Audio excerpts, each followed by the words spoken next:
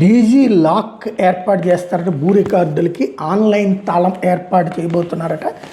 భూ యజమానులే ఏదైతే వెబ్ ల్యాండ్లో ఉన్నటువంటి తమ భూ రికార్డులకి తాళం రికార్డ్ లాకింగ్ మెకానిజం చేసుకునే సౌకర్యాన్ని ప్రభుత్వం కొత్తగా అందుబాటులో తెచ్చింది. ఒకసారి లాక్ పడితే సదరు యజమాని అనుమతి లేకుండా ఆ భూమి మీద మ్యూటేషన్లు రిజిస్ట్రేషన్లు సాధ్యంగా పట్టాదారుల హక్కుల్ని సంరక్షించడం, అనధికారిక లావాదేవీల నిరోధమే దీని లక్ష్యం. ఈ విధానంలో పట్టా భూములు 1B అడంగలను స్వచ్ఛందంగా లాక్ చేసుకునే సౌకర్యం లభిస్తుంది. ఎవరైనా అక్రమంగా లావాదేవీ చేయాలని ప్రయత్నిస్తే వెంటనే సంబంధిత భూ యజమాని మొబైల్ ఫోన్కి సందేశం వెళ్తుంది. స్వర్ణగ్రామ స్వర్ణవార్డు కార్యాలయాల్లో అంటే మన సచివాలయాల్లో ఈ సేవను అందుబాటులోకి తెస్తూ చీఫ్ సెక్రటరీ రెవెన్యూ శాఖ ప్రత్యేక ప్రధాన కార్యదర్శి సాయి ప్రసాద్ మార్గదర్శకాలు జారీ చేశారు.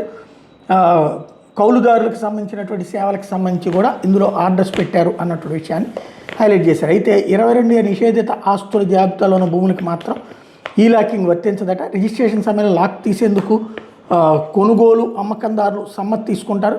ఆటోమేటేషన్ ప్రక్రియ ప్రారంభమైతే ఆటోమేటిక్గా లాక్ తొలగిపోతుంది. ఒకవేళ పట్టాదారు మరణిస్తే ఫ్యామిలీ మెంబర్ సర్టిఫికెట్లోని కుటుంబ సభ్యులంతా భూ రికార్డుని అన్లాక్ చేయడానికి సమ్మతి తెలియజేయాలి.